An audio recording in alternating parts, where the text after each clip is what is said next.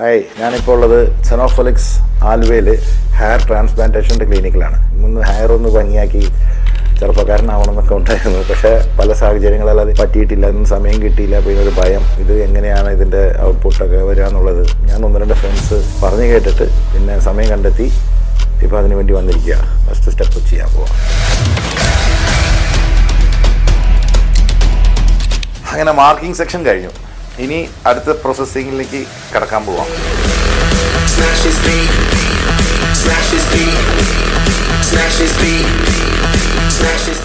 അപ്പോൾ നിങ്ങൾ ഞാൻ ഉള്ളിലേക്ക് പോയ സമയത്ത് എന്നെ കണ്ടിട്ടുണ്ടാവും.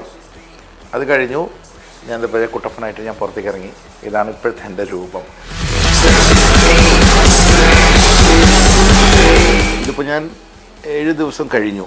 ഇന്നിപ്പോൾ 8ാം ദിവസം ഇവിടെ വന്നിരിക്കുക. ഹെയർ വാഷ് എന്ന് പറയുന്ന ഒരു പ്രൊസീജിയറുണ്ട്.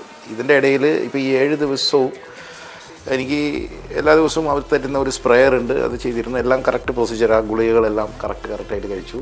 പിന്നെ പെയിൻ ഒന്നുമില്ല, പെയിൻ ഒട്ടും ഉണ്ടായിരുന്നില്ല. ഇതാണ് 7 ദിവസത്തെ ഒരു എക്സ്പീരിയൻസ്.